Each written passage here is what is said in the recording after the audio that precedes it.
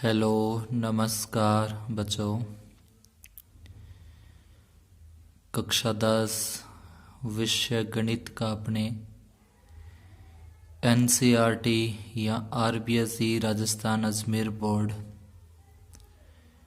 अर्धवार्षिक परीक्षा के लिए जो अपने सिलेबस जारी हुआ है, उस सिलेबस में से मोस्ट इम्पोर्टेंट क्वेश्चन जो पेपर में आ सकते हैं 100%, वो पूरा का पूरा पेपर किस तरीके का आएगा उसको लेकर अपने आज इस वीडियो में सवाल करेंगे। वीडियो अच्छा लगे तो इसे पूरा लास्ट तक ज़रूर देखें, आपको ज़रूर इसका फ़ायदा मिलेगा। अर्धवार्षिक परीक्षा के लिए भी और आगे आने वाली वार्षिक परीक्षा के लिए भी महत्वपूर्ण जो प्रश्न अपने आ सकते हैं वो इसमें लिए गए हैं। किस तरीके का पेपर का पैटर्न होगा, किस तरीके के प्रश्न अपने से पूछे जाएंगे, उस तरीके का ही ये मॉडल पेपर तैयार किया गया है।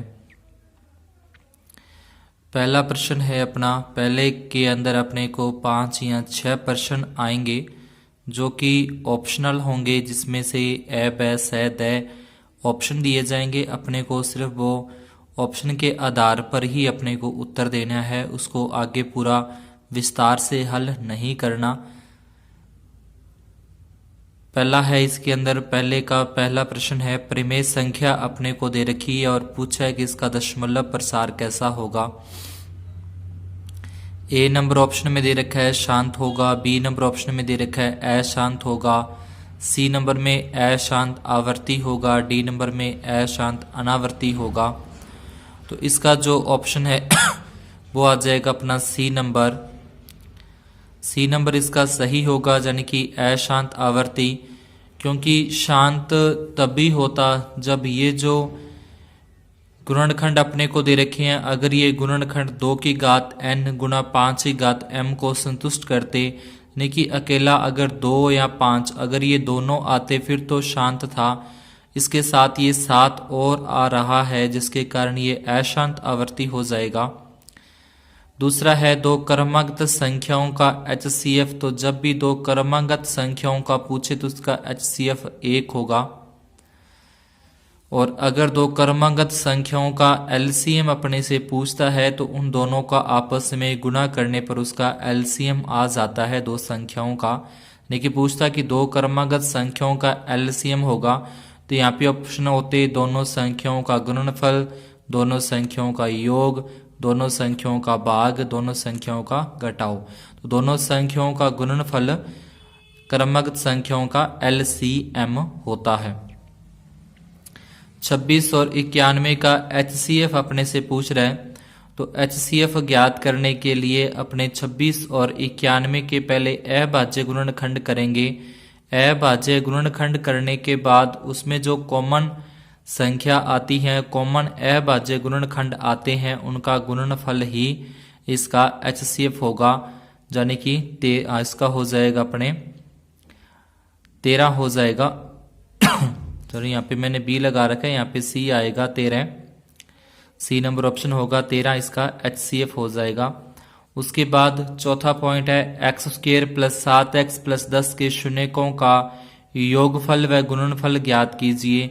अगर अपने से इसके सीधे शून्यक पूछता है कि इसके शून्यक लिखिए कि इसके शून्य क्या होंगे, फिर तो अपने को इस तरीके से इस समीकरण को, इस द्विघात बहुपद को गुणनखंड विधि से अपने इसको हल करेंगे। गुणनखंड विधि से इसको हल करना, यानी कि 7x की जगह पे 2 ऐसे आने चाहिए कि जिनको जोड़ने या घटाने पर 7 आए और गुणा करने पर 10 आ जाए। तो 7x की जगह पे आ जाएगा 5x प्लस 2x, यानी कि 5 और 2 जोड़ें 7x होते हैं, दोनों का गुणा करें तो 10x² हो जाएगा। उसके बाद इनमें से कॉमन निकाला जाता है, दोनों में x कॉमन निकालेंगे तो x प्लस 5 बचेगा।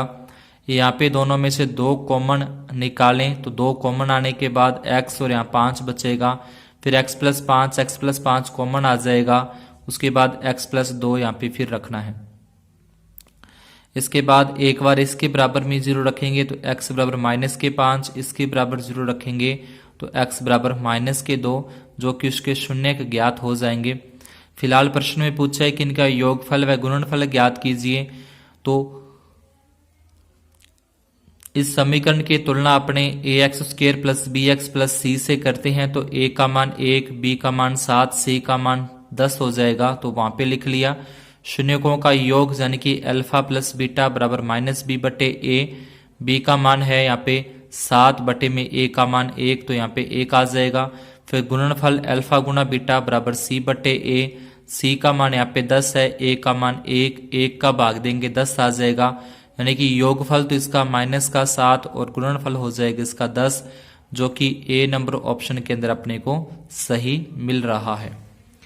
पांचवा है द्विघात बहुपद का सही रूप है। तो द्विघात समीकरण का सही रूप यहाँ पे जैसे अधिकतम घात जिसमें 2 होती है, सबसे बड़ी घात 2 हो वो द्विघात होता है। देखें तो यहाँ पे द्विघात 2 घात दे रखी है इसके ऊपर, पर ये अधिकतम घात देखें तो यहाँ पे सबसे बड़ी घात 3 है, तो ये द्विघात नहीं, ये त्रिघात होगा, तो ये भी अपना सही नहीं।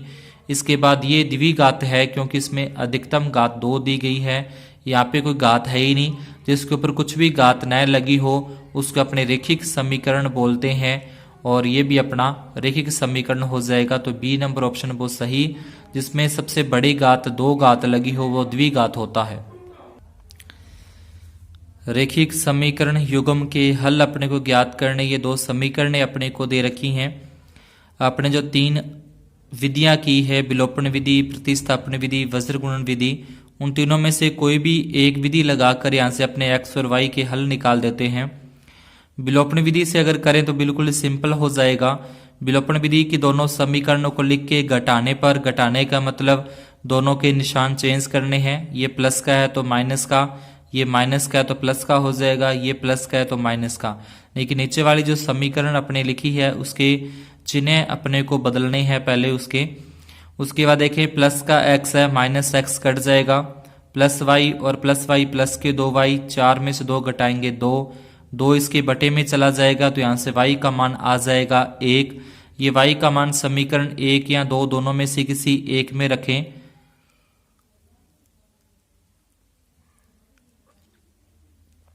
एक में रखने के बाद x प्लस 1 बराबर 4, क्योंकि y का मान 1 रख दिया, प्लस का 1 इधर लेके जाएंगे -1, यानी कि 4 में से 1 हटा देंगे 3x का मान आ जाएगा। तो x और y के जो मान है वो x का मान 3 और y का मान 1, जिस ऑप्शन में ये आपको मिले वो अपना सही होगा। 7वां सवाल है, 7वां पॉइंट, समीकरण निकाय के हल। ये 2 समीकरण अपने को दे रखी हैं। व्यापक, इसको अपने रेखिक समीकरण रूप बोलते हैं। व्यापक रूप है रेखिक समीकरणों का युग्म का। तो वहां से अपने इसके निकाय के हल, अब 3 प्रकार के हल निकलते हैं। अद्वितीय हल है, अनेक हल, कोई हल नहीं। तो इन तीनों की शर्त जो होती है वो आपके सामने यहाँ पे लिख रख चुके हैं। इन तीनों में से कोई भी एक अपने से पूछ सकता है पेपर के अंदर, तो तीनों ही अपने को याद रखनी है।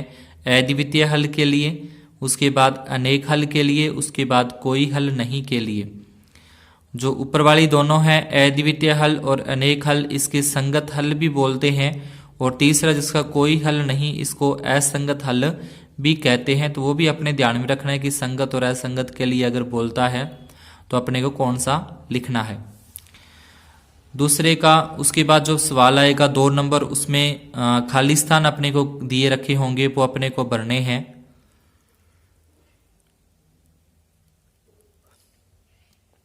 पहला पॉइंट है, यदि P बटे Q एक प्रमेय संख्या है, यहाँ Q के अभाज्य गुणनखंड, तो ये खाली स्थान है कि अभाज्य गुणनखंड है वो के रूप के हों तो इसका दशमलव प्रसार शांत होगा। तो इस रूप के अंदर होंगे उसके अभाज्य गुणनखंड Q के, यानी कि बटे वाली संख्या के हर के, तो उसका जो दशमलव प्रसार है वो शांत होगा। एक घात वाला बहुपद रेखिक बहुपद कहलाता है। समांतर श्रेणी में अंतिम पद ज्ञात करने का सूत्र हो जाएगा ये। बिंदु 4, 5 का भुज, यानी कि भुज पूछा है, भुज का मतलब x का मान पूछा है जो कि 4 होगा। कोटि यानी कि y का मान 5 होगा। अगर x अक्ष से पूछता है कि x अक्ष से दूरी, तो y का मान बताएंगे। अगर पूछता है कि y अक्ष से दूरी, तो x का मान बताएंगे। इसमें ऐसा भी लिखा सकता है कि बिंदु 4, 5 की y अक्ष से दूरी, y अक्ष से दूरी होगी, तो y अक्ष से दूरी इसकी 4 होगी।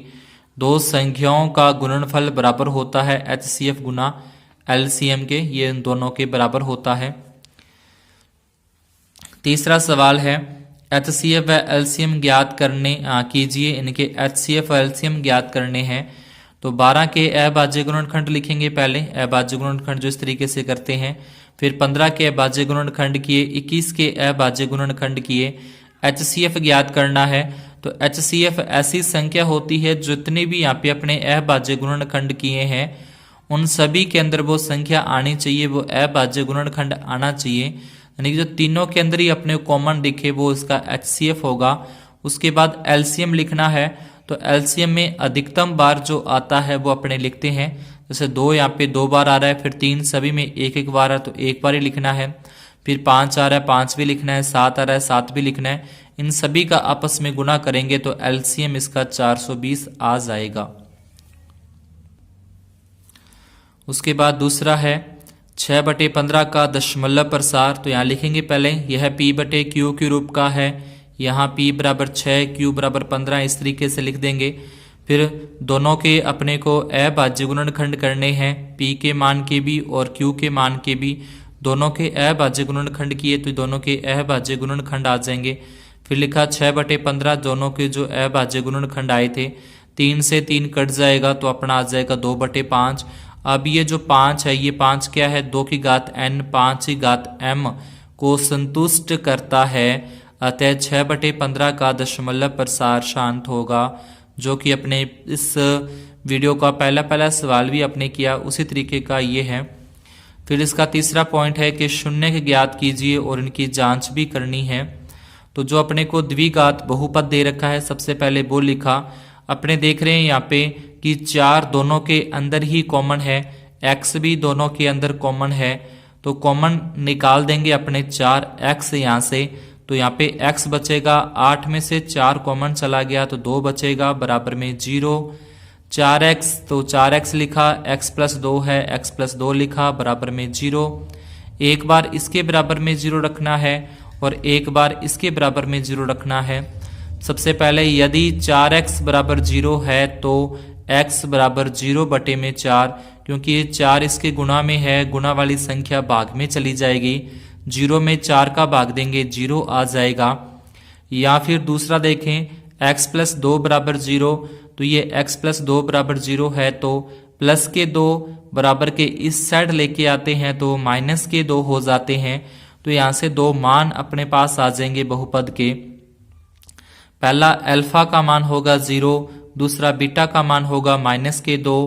उसके बाद लिखना है कि 4x² प्लस 8x की तुलना जो अपना व्यापक बहुपद का रूप है 4x² plus bx plus c से करने पर, तो यहाँ से देखें इसका अगर तुलना करें इसके साथ तो a का मान तो आ जाएगा 4, ये x वाले के साथ b है तो यहाँ पे x वाले के साथ 8 है, b का मान आ जाएगा 60।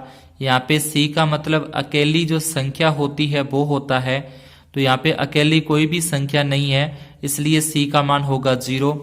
उसके बाद इनकी जांच करें तो शून्यकों का योगफल पहले लेते हैं अपने। शून्यकों का योगफल ये जो निकाले हैं ये शून्यक हैं, इन दोनों का योगफल यानी कि अल्फा प्लस बीटा बराबर -b/a।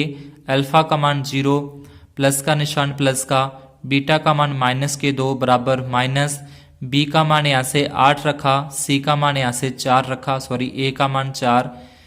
यहाँ पे तो आ जाएगा -2 को प्लस से गुणा करेंगे -2 ही आएंगे, 0 का कोई फायदा नहीं। यहाँ पे 8 में 4 का भाग देंगे तो -2, क्योंकि यहाँ पे माइनस है तो माइनस ही आएगा। उसके बाद शून्यकों का गुणनफल जो कि होता है अल्फा गुना बीटा बराबर c/a। अल्फा का मान 0, बीटा का मान -2, c का मान अपने पास 0 आया था, बटे में a का मान 4, 0 से गुणा करें तो भी 0, 0 में 4 का भाग दें तो भी 0। तो इस तरीके से ये अभिष्ट संबंध अपने को प्राप्त हो जाता है। ये प्रश्न जो है अपने को 2-2 नंबर के प्रश्न इस पेपर के अंदर पूछे जा सकते हैं। इसके बाद चौथा पॉइंट देखें, 7 पेंसिल था 5 कलम का मूल्य 28 रुपये है तो इसे बीजगणितीय रूप के अंदर लिखना है। तो माना कि एक पेंसिल का मूल्य x रुपये, एक कलम का मूल्य y रुपये, इसका बीजगणित बनाएं। 7 पेंसिल है तो 7x हो जाएगा, 5 कलम है तो 5y और बराबर में 28। द्विघात समीकरण में k का मान ज्ञात कीजिए, इनके मूल समान हो। तो द्विघात समीकरण के मूल समान होंगे यदि उनका विभक्ति कर यानी कि d का जो मान है वो b² - 4ac बराबर 0। अगर b² - 4ac बराबर 0 है तभी उसके मूल समान होंगे।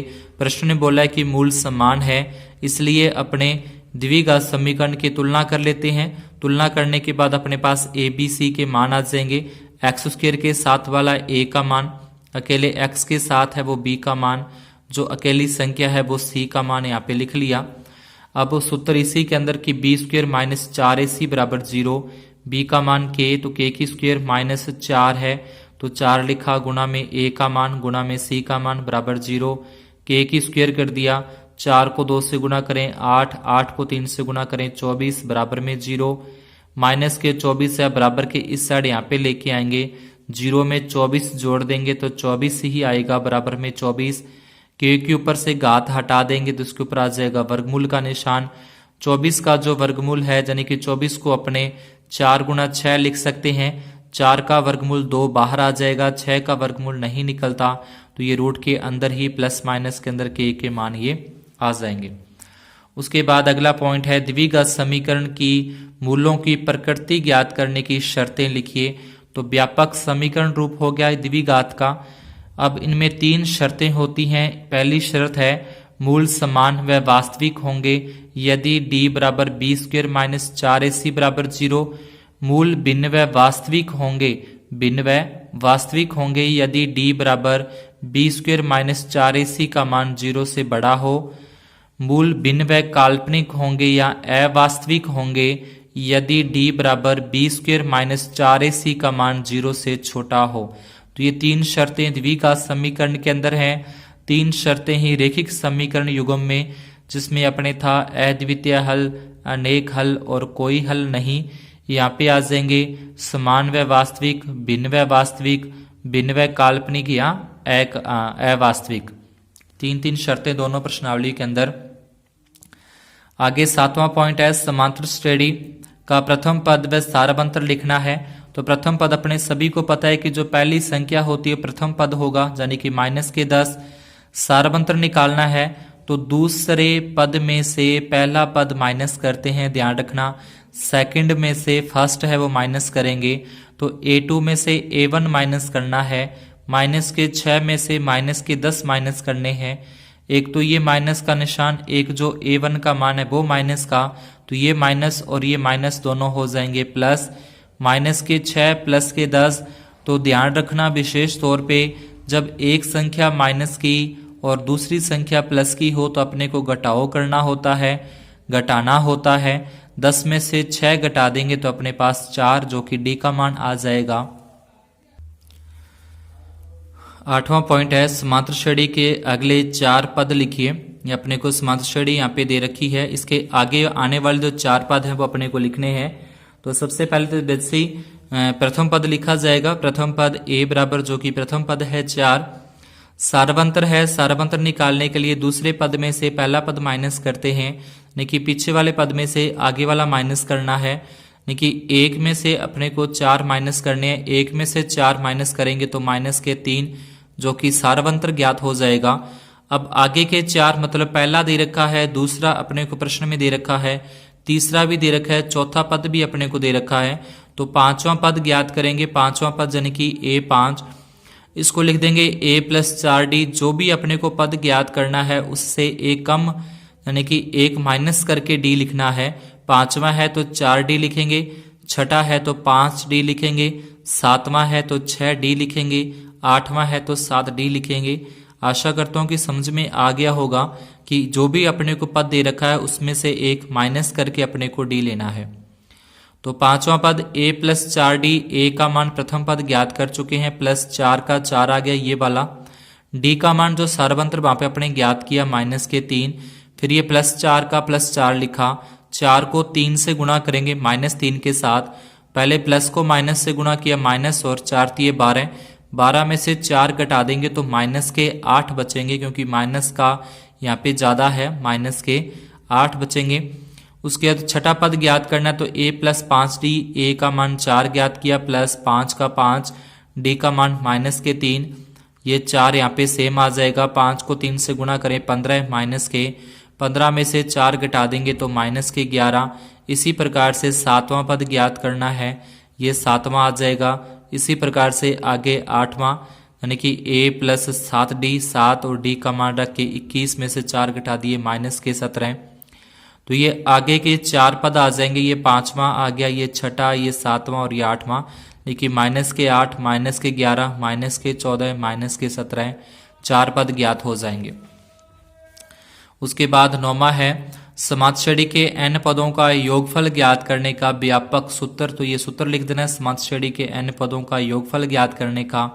10वां है बिंदु के मध्य की दूरी ज्ञात करनी है। दूरी ज्ञात करनी है तो दूरी ज्ञात करने के लिए सबसे पहले अपने को x1, y1, x2, y2 के मान रखने हैं। पहले बिंदु के अंदर x1 का मान 5, y1 का मान माइनस के 2, x2 का मान 3, y2 का मान माइनस के सीधे ही 4 आ जाएंगे। ये दूरी ज्ञात करने का सूत्र अपने लिखना है, उसमें x2 माइनस x1 यानी कि x2 का मान 3, x1 का मान 5 रखा। फिर दूसरा है y2 माइनस y1, y2 का मान 4, y1 का मान माइनस के 2 है। एक निशान सूत्र में माइनस का तो प्लस हो जाएगा। 3 में से 5 घटाएं माइनस के 2, 4 और 2 जोड़ें 6, 2 माइनस 2 का वर्ग चाहे किसी भी माइनस वाली संख्या हो उसका वर्ग करने पर प्लस की हो जाती है। 2 का वर्ग 4, 6 का वर्ग 36 बराबर जोड़ेंगे 40। 40 को अपने 4 गुणा 10 लिख सकते हैं। 4 का वर्गमूल हो जाएगा 2, 10 का 10 यानी कि 2√10 मात्रक साथ में जरूर यहाँ पे लिख देना है। उसके बाद अगला चौथा प्रश्न है यूक्लिड विभाजन से 210 और 55 का HCF ज्ञात कीजिए। यूक्लिड विभाजन का प्रयोग करना है। a बराबर बी क्यू प्लस आर, जो बड़ी है उसको इस तरीके से आगे लिखना है। ये बड़े का निशान लगा देंगे, 210 बड़े हैं 55 से। 210 बराबर 55, इसी के अनुसार देखें कि बड़ी संख्या 210 बराबर का निशान है बराबर का। उसके बाद b का मान ये छोटा संख्या 55। अब 55 का भाग देना है 210 में। 55 का 210 में भाग देंगे 3 तक जाएगा 165, फिर 45 से शेषफल बचेंगे, यानी कि 3 तक भाग गया। जहां तक भाग जाएगा वो इसके गुणा में, जो शेषफल बचेगा वो प्लस में लगाना है। शेषफल बचा 45, 45 बराबर नहीं है 0 के। अब जो शेषफल बचा और जिस संख्या से अपने भाग दिया था उन दोनों में 55 बड़ा है 45 छोटा है। पुनः उसी प्रकार से 55 बड़ा है, इसको आगे लिखेंगे 45। अब 45 का भाग देना है 55 में, 1 तक जाएगा 45 एकम 45, माइनस करें 10 बचता है तो यहाँ पे 10 लिखा। शेषफल 1 तक भाग जा रहा है। जहां तक अपने पाड़ा पढ़ते हैं, जहां तक अपना भागफल आता है वो गुणा में और शेषफल आ जाएगा 10 में। तो यहाँ से जो 10 है वो बराबर नहीं है 0 के। पुनः फिर वही लिखना है 45 बड़ा है 10 से। फिर 45 और 10 के अंदर अपने को यूक्लिड विभाजन लगाना है, तो 45 और 10 में लगाने के लिए इस तरीके से लिखेंगे। अब 10 का भाग देंगे 45 में, 10 चौके 40, 5 इसका शेषफल बचेगा। 4 तक भाग जा रहा है तो गुणा में 4, शेषफल 5, यहाँ लिख देंगे 5 बराबर नहीं है 0। फिर वापिस 10 और 5 में यूक्लिड विभाजन का प्रयोग करें तो 10 बराबर 5 गुणा 2, यानी कि अब 5 का भाग देना 10 में, 2 तक जाएगा, शेषफल 0। जब शेषफल 0 आ जाएगा तो अपना HCF आ जाएगा 5। जिस संख्या से भाग देने पर 0 उत्तर आता है, 0 शेषफल आता है। जिस संख्या से भाग देने पे 0 आता है शेषफल, वही अपना HCF होगा। तो ये 5 HCF ज्ञात हो जाएगा। आगे 5वां सवाल है बहुपद, यानी कि बहुपद के अंदर अपने को x² - 2 का भाग देने पर भागफल और शेषफल क्या ज्ञात होते हैं वो लिखना है। तो भाग देने के लिए इस तरीके से पहले भागवाला बना देंगे x² - 2 का, जिसके अंदर भाग देना है वो लिख दिया।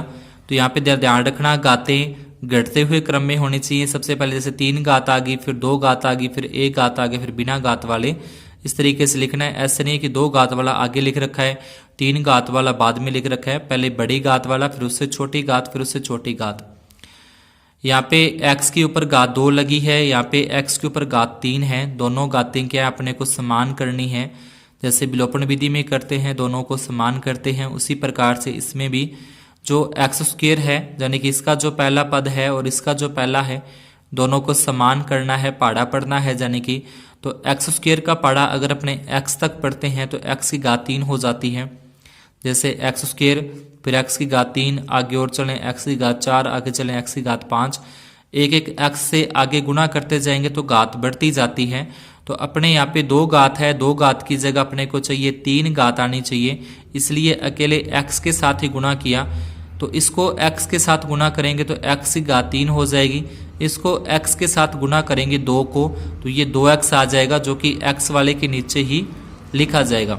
एक्स स्क्वायर वाले के नीचे नहीं लिखना है, इसको x वाले को x वाले के नीचे लिखना है। उसके बाद जो अपने गुणा करने पर आया वो वहाँ पे लिखा, लिखने के बाद इनके अपने को घटाना है। घटाने का मतलब होता है कि उनके चिन्ह चेंज करने हैं, उनके निशान बदलने हैं। तो इनके चिन्ह जब चेंज करेंगे, प्लस का है माइनस का, ये माइनस का है तो प्लस का हो जाएगा, ये कट गया। माइनस के 3x स्क्वायर माइनस के 3x स्क्वायर लिखे, प्लस के 5 और प्लस के 2 7 हो जाएंगे, 5 और 2 7, माइनस के 3। अब यहाँ पे माइनस का निशान आ गया तो यहाँ पे भी माइनस का निशान लगेगा। एक्स स्क्वायर है, यहाँ पे भी एक्स स्क्वायर है, यहाँ पे 3 है, यहाँ पे 3 नहीं है, तो इस यहाँ पे -3 से गुणा करेंगे। -3 से गुणा करेंगे तो माइनस का 3x स्क्वायर हो जाएगा, इसको -3 से गुणा करेंगे 3 दूनी 6 हो जाएगा, प्लस का। गुणा करने के बाद इनके चिन्ह चेंज करने हैं, ये कट जाएगा 7x, माइनस के 3 और माइनस के 6 माइनस के 9, ये तो आ जाएगा शेषफल और ये आ जाएगा भागफल, दोनों यहाँ पे अपने को लिख देने हैं। उसके बाद है छठा, एक द्विघात बहुपद जिनके शून्यकों का योगफल व गुणनफल अपने को दे रखा है और ये द्विघात बहुपद अपने को ज्ञात करना है। शून्यकों का योग 1/4 जो कि होता है अल्फा प्लस बीटा यानी कि -b/a बराबर है 1/4 योगफल, और उसके बाद शून्यकों का गुणनफल जो कि अपने को दे रखा है प्रश्न में -1, गुणनफल होता है अल्फा गुणा बीटा बराबर c/a बराबर -1 बटे में कुछ नहीं है तो 1 लगा दिया। यहाँ पे देखें कि a का मान यहाँ पे तो 4 है, यहाँ पे a का मान 1 है, दोनों में a का मान समान करने के लिए समीकरण 2 को 4 से गुणा करने पर, यानी कि इसको अपने 4 से गुणा कर दें यहाँ पे भी और यहाँ पे भी 4 से गुणा करें तो दोनों में a का मान समान हो जाएगा, एक जैसा हो जाएगा। a का मान दोनों के अंदर एक जैसा करने के लिए अपने गुणा भाग करने की आवश्यकता होगी। 4 से गुणा करने पर ही आ जाएगा।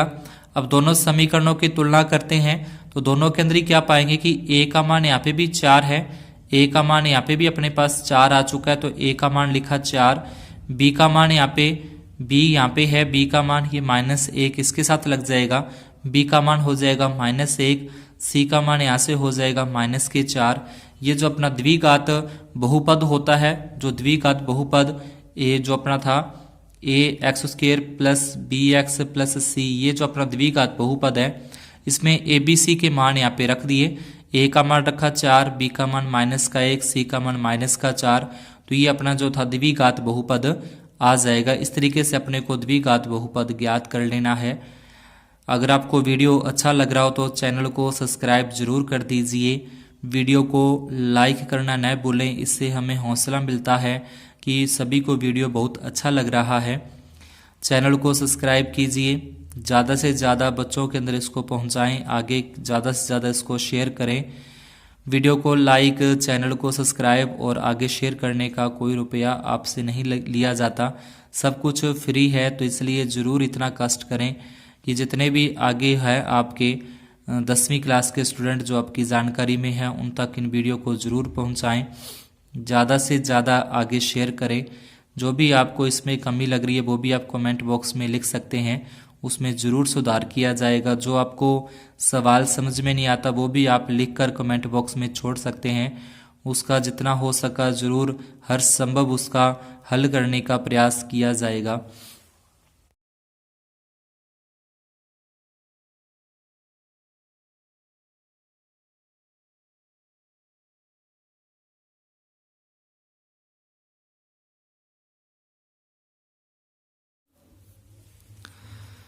आगे अपना है 7वां सवाल, निम्न रैखिक समीकरण युग्म को प्रतिस्थापन विधि से हल करना है। तीसरी प्रश्नावली, प्रतिस्थापन विधि से इसको हल करना।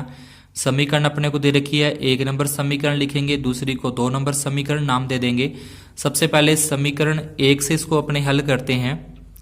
तो समीकरण 1 अपने दे रखी है x प्लस वाई बराबर 5, प्लस के y को बराबर के इस साइड लेके आना है तो माइनस का y हो जाएगा। तो आप अकेले y को ही एक बार फिक्स कर दें कि हमें y वाले को ही इधर लेके आना है, चाहे वो किसी भी तरीके का सवाल हो प्रतिस्थापन में, तो इसमें करने में आसानी हो जाएगी। ये पक्का कन्फर्म रहेगा कि हमें y को ही लेके जाना है, x को वहीं पे रखना है। तो जो y वाला है y को इस तरफ लेके आए, साथ ही साथ उसका निशान भी अपने को चेंज करना है। प्लस का है तो माइनस का कर दीजिए, और माइनस का है तो उसको प्लस का कर दीजिए।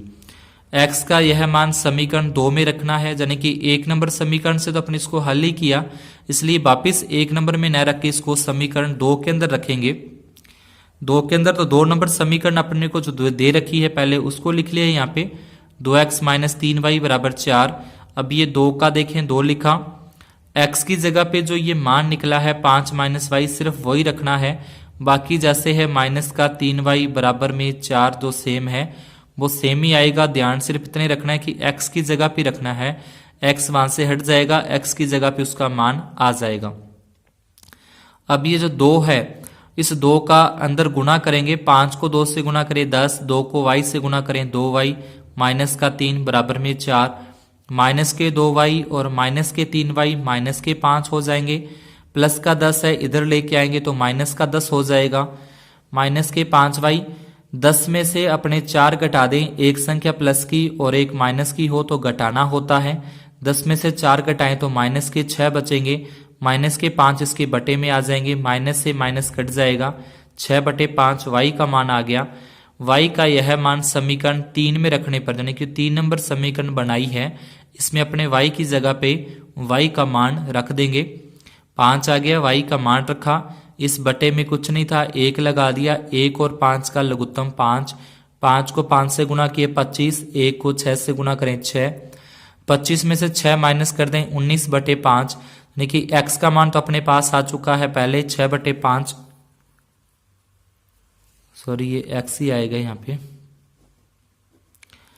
तो x का मान तो अपना ये होगा 19 बटे 5 और y का मान अपने पहले जो निकाला है 6 बटे 5। इस तरीके से x और y के मान ज्ञात हो जाएंगे। 8वां सवाल है, ऐसी 2 संख्याएं ज्ञात कीजिए जिसका योग 27 और गुणनफल 182 हो। तो माना कि पहली संख्या x है, दूसरी संख्या 27 माइनस x। जब भी अपने को योग के बारे में दे रखा हो कि 2 संख्याओं का योग है, तो पहली संख्या x मानते हुए दूसरी संख्या निकालने के लिए 27 जो योग दे रखा उसमें से x अपने जो माना है वो माइनस कर देंगे। योग 27 था, 27 में से पहली संख्या x मानी तो x माइनस कर दीजिए, पहली संख्या अगर अपने y मानी है तो y माइनस कर दीजिए, नहीं कि दूसरी संख्या आ जाएगी 27 माइनस x। और अगर बोलता है कि 2 क्रमागत संख्याएं हैं तो 2 क्रमागत संख्याओं के लिए अपने x व x प्लस 1 लेते हैं। जब क्रमागत लिखा हो तब इन दोनों को मानना है x और x प्लस 1। या योग दे रखा हो कि 2 संख्याओं का योग है तो पहली संख्या x और दूसरी संख्या उसमें से माइनस x। दोनों का गुणनफल 182 है, पहली संख्या आ गई, ये दूसरी संख्या आ गई, दोनों का गुणनफल बराबर में 182। अब यहाँ से गुणा करें, x को 27 के साथ 27x, x को x के साथ किया x स्क्वायर बराबर में 182। पक्षांतरण करेंगे यानी कि माइनस का x स्क्वायर है, इस तरफ ले आए तो प्लस का हो जाएगा, प्लस के 27 है तो माइनस के 27 हो जाएंगे और प्लस का 182 है वही रहेगा। इसके बाद इनके गुणनखंड करने हैं, गुणनखंड विधि से भी कर सकते हैं, आप चाहो तो इसको द्विघाती सूत्र है उस विधि से भी हल कर सकते हैं। तो मैं गुणनखंड विधि से कर रहा हूँ। माइनस के 27 यानी कि ऐसी 2 संख्याएं जिनको जोड़ने या घटाने पर तो माइनस के 27 आए, गुणा करने पर 182, तो अपने पास आया माइनस का 13x और माइनस के 14x, माइनस के 13x और माइनस के 14x माइनस के 27 हो जाएंगे। माइनस के 13x को माइनस के 14x से गुणा करेंगे तो 182 x स्क्वायर हो जाएगा। अब इनमें कॉमन निकालते हैं कि दोनों में x कॉमन निकाला, x कॉमन निकालने के बाद यहाँ पे x बचा, यहाँ पे 13 बचा, माइनस दोनों में 14 कॉमन यानी कि 14 का भाग दें तो यहाँ पे 14 का भाग देंगे x बचेगा, माइनस को प्लस से भाग दें तो माइनस को प्लस से भाग दें, माइनस 182 में 14 का भाग देंगे 13 आ जाएगा। x माइनस 13 और x माइनस 13 कॉमन निकाल देने हैं दोबारा से। ये दोनों जो एक जैसे आएंगे उनको दोबारा से आगे लिखना है। x माइनस 14 है तो x माइनस 14 ये x रहा और ये माइनस का 14 जो दोनों बाहर होंगे x माइनस 14 इसको एक कोष्टक में लिखना है, x माइनस 13 और x माइनस 13 को एक कोष्टक में एक बार ही लिखना है बराबर में 0। यदि x माइनस 13 बराबर 0 है तो x बराबर हो जाएगा प्लस का 13, क्योंकि माइनस के हैं तो बराबर के इस साइड लेके आए प्लस के हो जाएंगे। इसी प्रकार इसके अंदर x माइनस 14 बराबर 0 है तो x बराबर 14 हो जाएगा। अतः दो संख्याएं 13 व 14 है। ये अपनी दो संख्याएं ज्ञात हो जाएंगी। आगे है 9वां प्रश्न, द्विघात समीकरण को गुणनखंड विधि से हल करना है। जैसे पीछे किया सेम उसी तरीके से आप इसको भी हल कर देना कि जोड़ने घटाने पे तो आना चाहिए 7 और गुणा करने पर यानी कि इन दोनों का 6 आ रहा है गुणा, 3 को 2 से गुणा करें 6x²। तो ऐसी दो संख्या जिनको जोड़ने पर या घटाने पर तो 7x आ जाए और गुणा करने पर 6x² आ जाए। तो यहाँ से 2x² प्लस के 6x प्लस का x प्लस 3 बराबर 0, क्योंकि 6x में 1x जोड़ेंगे 7x होता है। 6x को 1x से गुणा करें तो 6x² हो जाएगा। फिर इन दोनों में कॉमन लेना है, इसमें भी 2 का भाग जाता है, इसमें भी 2 का भाग, साथ में दोनों में x आ रहा है।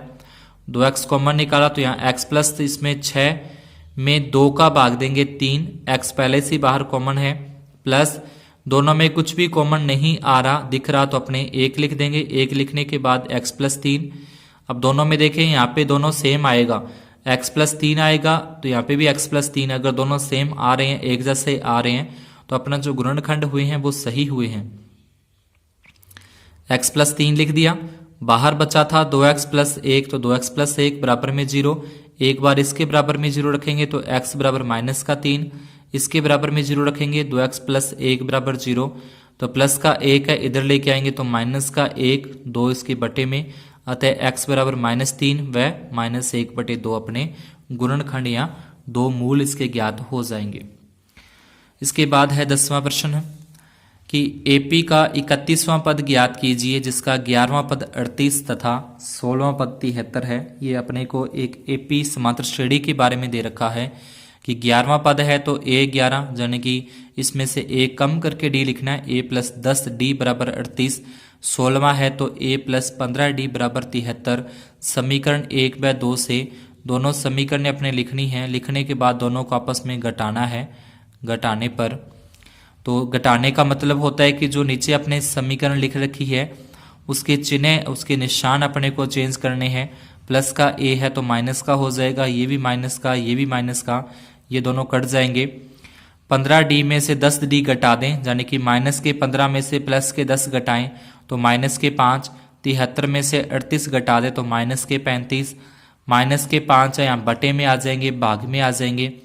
-35 में -5 का भाग देंगे तो 7 आ जाएगा, प्लस का माइनस माइनस कैंसल। D का मान समीकरण 1 में रखें तो 1 नंबर समीकरण अपन ये A प्लस 10D बराबर 38। इसमें D का मान रख दिया 7, 10 को 7 से गुणा कर देंगे 70, प्लस के 70 इधर लेके जाएंगे तो माइनस के 70 हो जाएंगे और 38 में से 70 घटा देंगे तो माइनस का 32। A का मान आ चुका है माइनस का 32, D का मान है 7। 31वां पद ज्ञात करना है तो 31वें पद का मतलब A प्लस 30D। A का मान माइनस के 32 प्लस 30 गुणा में D का मान 7 अपने ज्ञात हो चुका है। 30 को 7 के साथ गुणा करें 210, माइनस के 32 घटा दें तो प्लस के 178, जो कि इस सवाल का अपना 31वां पद ज्ञात हो जाएगा। आगे 11वां है, उस AP के प्रथम 51 पदों का योग ज्ञात कीजिए जिसके दूसरे व तीसरे पद क्रमशः अपने को दे रखे हैं। कि दूसरा पद दे रखा है 14, तीसरे पद को इस तरीके से लिख देंगे 18। जैसे अभी पीछे हल किया उसी तरीके से करना है। घटाने पर A से A कट जाएगा और 2D में से 1D घटा देंगे तो माइनस का D। 18 में से 14 घटा देंगे तो माइनस के 4। ठीक है, विलोपन विधि जो अपना तरीका था सेम वही तरीका इसमें लगता है। तो घटाने पे माइनस का D आ जाएगा, 18 में से 14 घटा देंगे माइनस के 4, माइनस से माइनस कट जाएगा, D का मान आ जाएगा 4। D का मान समीकरण 1 या 2 दोनों में से किसी एक में रखना है।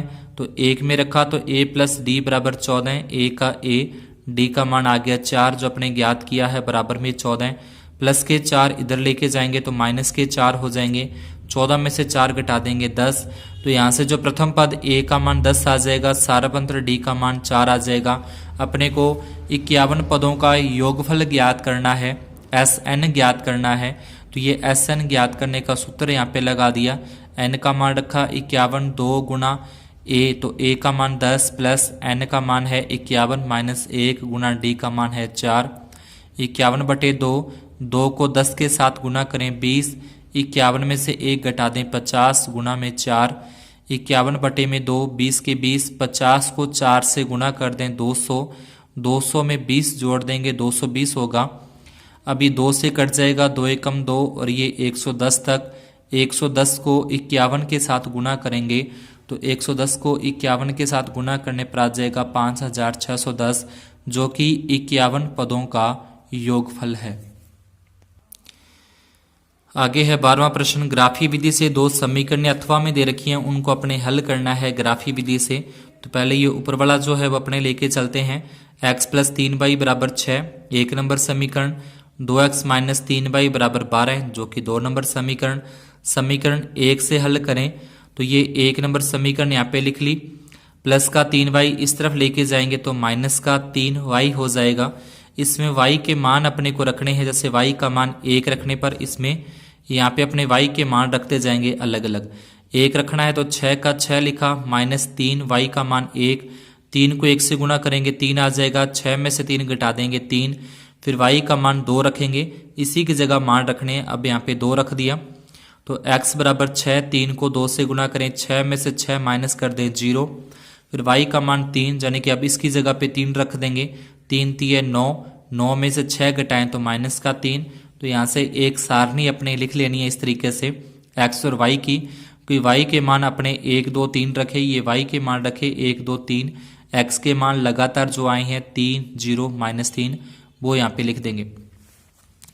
इसके बाद समीकरण 2 है उसको लेके चलें, 2x - 3y = 12, 2x माइनस के 3y इधर लेके जाएंगे प्लस के 3y, और जो इसके गुणा में है ये 2 इसके गुणांक हैं, वो गुणांक इसके भाग में आ जाएगा, बटे में आ जाएगा 2। इसमें भी y के मान अपने को रखने हैं, पहले अगर y का मान 0 रख दें तो यह पूरा ही 0 हो जाएगा, 12 में 2 का भाग देंगे 6, तो इस तरीके से y का मान 0 रखने पर इस y की जगह पे 0 रख दिया, 0 को 3 से गुणा करें 3, और 3 अगर 0 को 3 से गुणा करें 0 आएगा, 0 को 12 में जोड़ें 12, 2 का भाग दें 6, उसके बाद y का मान 2 रखने पर तो इस y की जगह पे 2 रखना है, 3 को 2 से गुणा करें 6, 6 में 12 जोड़ दें 18, 18 में 2 का भाग देंगे 9।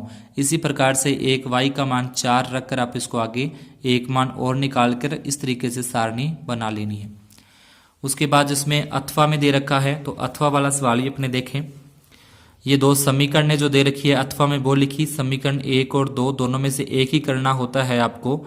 तो समीकरण 1 से 3x + 2y = 5, 3x आ गया, प्लस का 2y है इधर लेके जाएंगे माइनस का 2y हो जाएगा 5 - 2y बटे में 3। सबसे पहले y का मान 1 रखने पर इसमें रखना है y का मान 1, यानी कि 5 का 5 माइनस का निशान, फिर 2 y का मान 1 रख दिया, 2 को 1 से गुणा करें 2, 5 में से 2 घटा दिए 3, और भाग भी 3 का देना है तो इसलिए 1 आ जाएगा। y का मान 4 रखने पर तो यहाँ पे y का मान रखना है 4, इसकी जगह पे 4 रखना है, यानी कि 5 - 3, ये तो सेम ही आएगा सारा कुछ, बस इस y की जगह पे 4 आ गया। 4 को 2 से गुणा किया 8, 8 में से 5 घटा दिए माइनस के 3, -3 में 3 का भाग देंगे तो माइनस का 1 आ जाएगा। फिर y का मान माइनस के 2 रखें तो माइनस के 2 रख दें, इसी के अंदर माइनस का 2, तो माइनस को माइनस से गुणा करें प्लस, 2 को 2 से गुणा करें 4, 4 और 5 9, 9 में 3 का भाग देंगे 3। तो मान इस सवालों में कुछ सोच के रखने होते हैं कि जिसका भाग भी अपने को पूरा पूरा चला जाए, कोई ऐसा मान अपने न रखें कि जिसके बाद भाग पूरा पूरा न जाए, पॉइंटों में चला जाए, क्योंकि पॉइंटों में आने के बाद थोड़ा सा ग्राफ पे अपने को मुश्किल होती है, ग्राफ पे लाइन खींचने के लिए या फिर बिंदु निर्धारित करने के लिए। इसलिए हो सके तो पहले रफ पेज पे थोड़ा सा करके देख लें कि कौन कौन से में मान रखने पर पूरा पूरा भाग जा रहा है, या फिर मन के अंदर ही, दिमाग के अंदर ही उसको हल करके देख लें कि ये कुछ रखने पर इतने इतने मान आते हैं। तो जो पूर्ण संख्या आए भाग देने पर पूरी पूरी संख्या आ जाए, वही मान अपने को यहाँ पे रखने हैं। इसके बाद सारणी बना देनी है। सारणी बनाने के बाद समीकरण 2 जो अपने को दे रखी है वो लिखी। इसमें भी माइनस के 3y माइनस का है, दुधरा के प्लस का हो जाएगा, 2 इसके बटे में चले जाए। तो अब y का मान अगर यहाँ पे 1 रखते हैं, 1 रखने का मतलब 3 को 1 से गुणा करना है, 3 में 7 जोड़ दे 10, 10 में 2 का भाग चला जाएगा, तो इसलिए 1 रख दिया। 1 रखने पर आ जाएगा 5। अगर यहाँ पे 2 रखते हैं, y का मान अगर मान लो कि 2 रख दिया, 3 को 2 से गुणा करेंगे 6 में 7 जोड़ेंगे 13 में 2 का भाग पूरा पूरा नहीं जाएगा, इसलिए इसका मान रख देते हैं अपने। अगर 3 रखते हैं, 3 को 3 से गुणा करें 9 में 7 जोड़ें 16 में 2 का भाग चला जाएगा, तो इसलिए इसका मान 3 रखकर इसको आगे हल कर देना है। इसी प्रकार से अपने 5 या फिर माइनस की कोई 1 रख दो, माइनस का 1 रखने पर, माइनस के 3 रखने पर, इस तरीके से इसको आगे 2 मान निकाल के और इसका ग्राफ अपने को बनाना है। ये अपने बड़े सवाल है, 4 या 5 नंबर के सवाल पेपर के अंदर आते हैं। इसमें आगे है चौथी प्रश्नावली से 3 वर्ष पूर्व रहमान की आयु वर्षों में अपने को दे रखी है। वर्षों में क्या व्युत्क्रम और अब से 5 वर्ष पश्चात आयु की व्युत्क्रम का योग 1/3 है, तो वर्तमान आयु ज्ञात करनी है। अथवा में ये दे रखा है कि इसके मूल ज्ञात कीजिए। तो पहले ऊपर वाला करते हैं।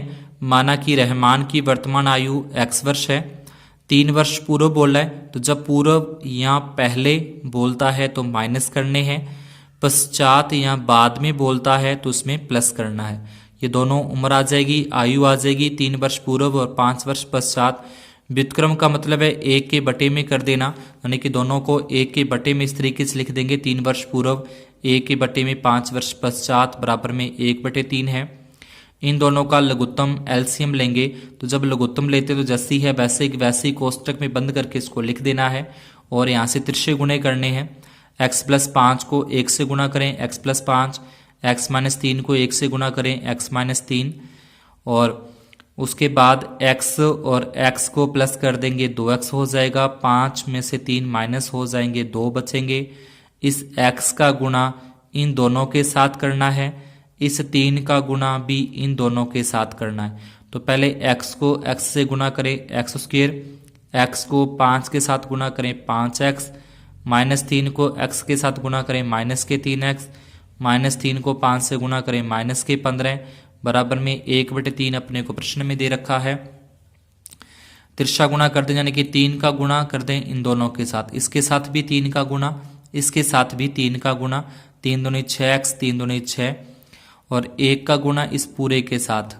तो 1 से गुणा करेंगे x² आएगा, 5x में से 3x घटा देंगे 2x, इसको 1 से गुणा करेंगे, तो यानी कि 1 से गुणा करने पर तो जो यहाँ पे है वही यहाँ पे आ जाएगा।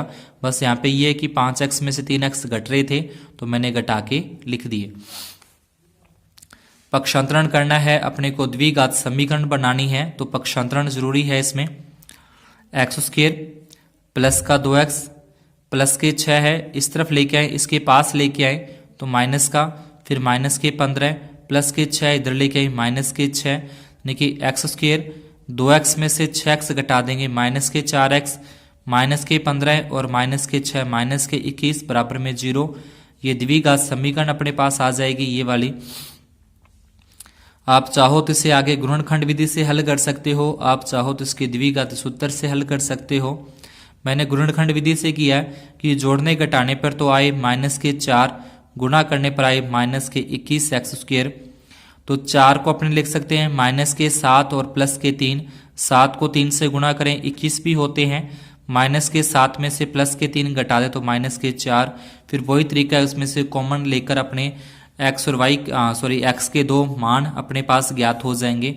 एक बार इसके बराबर 0 लेकर और एक बार इसके बराबर में 0 लेंगे, तो जो प्लस का मान आ जाएगा x का वही अपना उत्तर होगा, वही रहमान की आयु होगी, यानी कि रहमान की वर्तमान आयु 7 वर्ष होगी। ये माइनस के अंदर आएगा तो लिख देंगे ऋणात्मक मान छोड़ने पर। उसके बाद जो अथवा में दे रखा है उसको अपने देखें। अथवा में दे रखा था ये वाला, जैसे ये किया है लघुत्तम लेकर वैसे इसको करना है। दोनों का एलसीएम लेना है, दोनों को नीचे लिखा, x माइनस 2 को 1 के साथ गुना करें, x माइनस 2 आएगा। x को 1 के साथ गुना किया, x बराबर में 3। 1x और 1x जोड़ेंगे 2x हो जाएंगे, माइनस के 2। x को x के साथ गुना करें, एक्स स्क्वायर।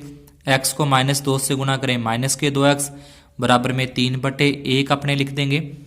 इसके बाद तिरछा गुणा करना है इनको। तिरछा गुणा करने का मतलब 1 का गुणा इन दोनों के साथ और 3 का गुणा इन दोनों के साथ, आपस में वज्र गुणा या तिरछा गुणा इस तरीके से गुणा करने पर ये आ जाएगा। अब यहाँ पे 3x स्क्वायर माइनस के 6x, ये माइनस के 2x भी इसके साथ ही रखने हैं तो इसलिए माइनस प्लस के हैं तो माइनस के हो जाएंगे। और ये जो माइनस का 2 है इसे इस तरफ लेके आएंगे तो ये हो जाएगा प्लस का 2।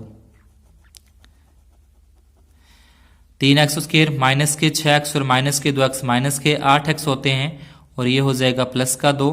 इसको अगर अपने द्विघाती सूत्र से करना चाहें तो ये इसकी तुलना करनी है पहले द्विघाती समीकरण के साथ। वहां से a का मान 3, b का मान माइनस का 8, c का मान प्लस का 2। ये जो मान है वो अपने द्विघाती सूत्र है उसमें रख देंगे। उसमें रखने के बाद इसको आगे हल करें तो x के 2 मान है, x के 2 मूल अपने ज्ञात हो जाएंगे।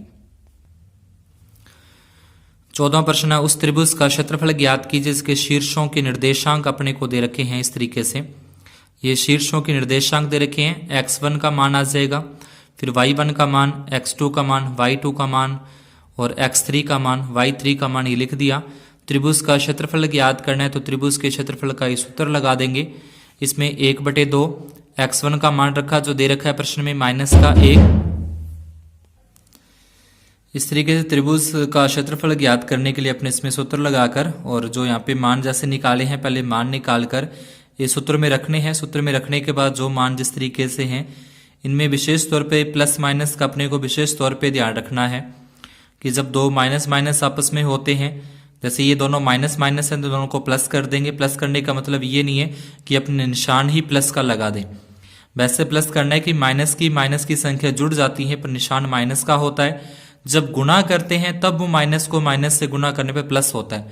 देखिए 5 को 7 से गुणा किया 35, माइनस को माइनस से गुणा किया प्लस का। लेकिन यहाँ पे इसका मतलब ये मत होना चाहिए कि माइनस के 5 और माइनस के 2 अपने जोड़ तो दें 7 लेकिन निशान को ही प्लस का कर दें, तब ये सवाल पूरा का पूरे फिर गलत हो जाते हैं। आगे दोनों माइनस माइनस की संख्याएं जुड़ेंगी पर निशान माइनस का आएगा। दोनों माइनस माइनस संख्या गुना होगा, माइनस को माइनस से गुना करें प्लस का हो जाएगा। तो इन तो निशानों का विशेष तौर पे अपने को ध्यान रखना है। जैसे यहाँ पे प्लस के 5 है, माइनस का 1 है, तो प्लस का हो और एक माइनस का हो तो अपने को घटाव करना है। 5 में से 1 घटा देंगे 4 बचेंगे। प्लस की संख्या बड़ी है तो निशान लगाने की आवश्यकता नहीं है प्लस का। लेकिन अगर यहाँ पे माइनस के 5 बड़े होते तो यहाँ पे फिर माइनस के 4 लिखे जाते, उसके बाद गुना कर तो माइनस का आता। फिलहाल ऐसा नहीं है, प्लस का है तो 5 को 4 से गुना किया 20, ये सभी प्लस के आ रहे हैं, इनको अपने प्लस कर देंगे। 64 में 2 का भाग देंगे 32 वर्ग मात्रक है जो कि त्रिभुज का क्षेत्रफल ज्ञात हो जाएगा। आगे लास्ट सवाल है 15वां, माध्य साक्षरता दर कल्पित माध्य विधि से ज्ञात करना है। कल्पित माध्य विधि से, इसके अथवा में भी अपने आ सकता है कि बहुलक या माध्य ज्ञात कीजिए, जो कि इससे पहले मैंने एक और वीडियो बना रखा है अर्धवार्षिक के नाम से, अर्धवार्षिक या हाफ ईयरली के नाम से, इसी चैनल पे आपको मिल जाएगा। तो उसके अंदर भी मैंने काफ़ी जो इम्पोर्टेंट सवाल हैं वो उनके अंदर लिए गए हैं। तो मेरा ये दावा है कि इन दोनों पेपरों के अंदर अगर आप अच्छे तरीके से करते हो तो आपका पूरा का पूरा जो अर्धवार्षिक का पेपर है पूरा का पूरा इसमें से आ जाएगा। इससे मिलता जुलता आ जाए, कुछ तो ऐसे प्रश्न जो हूबहू ऐसे कैसे ही आपको मिल जाएंगे। अगर नहीं भी मिलते तो लगभग संख्या चेंज थोड़ा बहुत इधर उधर करके इस तरीके का ही अपने को पैटर्न जो है वो मिलेगा। और ऐसा ही वार्षिक पेपर के अंदर भी पेपर आपका आएगा जो सिलेबस से अर्धवार्षिक के अलावा जो प्रश्नावली हैं वो 1-2 प्रश्नावली बची हैं, वो अपने कभी अलग से वीडियो उसकी बना लेंगे। तो इसी तरीके का पेपर ज़्यादातर आने की चांसेस होते हैं 100% के। साक्षरता दर अपने को यहाँ पे दे रखी है, नगरों की संख्या जिसको अपने फ्रीक्वेंसी FI लिख देंगे। x निकालना है तो x निकालना है, उसी तरीके से दोनों संख्याओं को प्लस करना है। दोनों संख्याओं को जोड़ें, जोड़ने के बाद उसमें 2 का भाग दें। 55 और 65 जोड़ेंगे, उसमें 2 का भाग दें। 55 और 65 120, 120 में 2 का भाग देंगे 60, इसी प्रकार से आगे 70, 80, 90 इन दोनों संख्याओं को जोड़कर उसमें 2 का भाग देकर ये x का मान आएगा। कल्पित माध्य है तो कल्पित माध्य इसी x वाली लाइन में से अपने कोई भी एक संख्या माननी है। इस x वाली लाइन में से मध्य मान वाली लाइन में से कोई भी एक संख्या अपने कल्पित माध्य मानना है, जो कि मैंने माना 70। माना कि कल्पित माध्य a बराबर है 70। अब प्रत्येक संख्या में से इस प्रत्येक संख्या में से 70 अपने को माइनस करने, प्रत्येक संख्या में से 70 अपने को घटाने हैं। प्रत्येक संख्या में से जो भी कल्पित माध्य माना है वो माइनस करके यहाँ पे d लिखना है। d बराबर x माइनस ए, x माइनस ए का मतलब 70। सभी में से 70 इस तरीके से माइनस करने पर ये आ जाएगा। इसके बाद एफ डी करना है, यानी कि f को d के साथ गुना करना है। 3 को 20 के साथ गुना करेंगे 60, 10 को 10 से गुना करेंगे 100, 11 को 0 से गुना करें 0, 8 को 10 से गुना करें 80, 3 को 20 से गुना करें 60। इस तरीके से ये आ जाएगा। माइनस के 60 और माइनस के 100 ये माइनस के 160 होते हैं। 80 और 60 प्लस के 140, माइनस के 160 हैं प्लस के 140 है तो माइनस के 20 बचेंगे। दोनों में अगर घटाएं तो माइनस के 20, यानी कि सिग्मा एफ डी का मान माइनस का 20 और सिग्मा एफ यानी कि इस पूरे का प्लस करने पर, पूरे को जोड़ने पर 35। तो ये सिग्मा एफ का मान आ जाएगा। उसके बाद यहाँ पे लिख देंगे कि सिग्मा एफ डी बराबर माइनस के 20 है, सिग्मा एफ बराबर 35 है। माध्य बराबर ये माध्य ज्ञात करने का जो कल्पित माध्य विधि से माध्य ज्ञात करने का सूत्र है a plus sigma F D बटे सिग्मा एफ। a का मान है 70, यहाँ पे प्लस का निशान है तो लेकिन इसका जो मान है वो माइनस का आया, तो माइनस का 20 बटे में सिग्मा एफ का मान 35। दोनों को 5 के पाड़े से काट देंगे, 5 के 20, 7 5 35, 4 में 7 का भाग देंगे तो यह आ जाएगा 0.57। 70 में से माइनस करें तो 69.43, जो कि माध्य साक्षरता दर ज्ञात हो जाएगी। कल्पित माध्य ज्ञात करना है तो बस ज्यादा कुछ नहीं है। x का मान तो चाहे वह कोई भी विधि हो, प्रत्यक्ष विधि हो, कल्पित माध्य विधि हो, पग विचलन विधि हो, उसमें x का मान तो निकालना ही निकालना है। उसके बाद चाहे अपने पग विचलन विधि करनी है या कल्पित माध्य विधि करनी है, उसमें अपने कल्पित माध्य मानना है। कल्पित माध्य कहाँ से मानेंगे? x वाली लाइन में से कोई भी एक संख्या अपने को माननी है कि ये अपना कल्पित माध्य है। कोई भी एक x वाली लाइन में से जो मानना है वो सभी में से माइनस कर देंगे, यानी कि सभी x में से उसको घटा के लिखना है। इस तरीके से घटाने पे आ जाएगा। फिर f और d का गुणा करके यहाँ पे लिखना है। प्लस वाली संख्याओं को अलग जोड़ना है, माइनस वाली संख्याओं को अलग जोड़ना है, फिर उन दोनों को आपस में घटाना है। घटाने के बाद प्लस की संख्या बचती है या माइनस की, वो सिग्मा एफ डी का मान आ जाएगा। सिग्मा एफ का मान यहाँ पे अपने पास है ही। फिर ये सूत्र है, सूत्र में मान रख के उसको इस तरीके से हल कर देंगे। और अगर पग विचलन विधि आ जाती है तो पग विचलन विधि के अंदर इसमें अपने को भाग देना है। भाग किसका देना है? जितने का यहाँ पे अंतर है। 45 और 55 में 10 का अंतर है, 55 और 65 में 10 का अंतर है, 10 का अंतर है, तो इन सभी में फिर अपने को 10-10 का भाग और देना है। 10 का भाग देंगे तो ये क्या हो जाएगा? 20 में 10 का भाग देंगे 2, 10 में 10 का भाग देंगे 1, 10 में फिर 10 का भाग देंगे 1, 20 में 10 का भाग देंगे 2, यानी कि ये तो माइनस के 2 माइनस के 1 आ जाएंगे, प्लस 1 और प्लस 2 आ जाएगा। फिर वही यहाँ पे जो d है वहां पे d नहीं आएगा, वहां पे h आ जाएगा, इसको h लिखा जाएगा। फिर उस u लिखा जाएगा, u यहाँ पे d की जगह पे u लिखा जाएगा। और फिर यहाँ पे एफ डी करने हैं तो अपने f गुना u करेंगे, एफ यू करेंगे।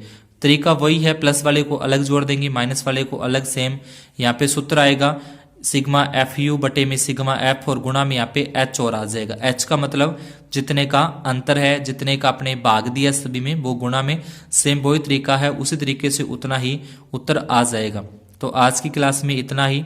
वीडियो को लाइक जरूर कर दें, चैनल को सब्सक्राइब और वीडियो को शेयर करना न भूलें। धन्यवाद, शुभ दिन, बेस्ट ऑफ लक।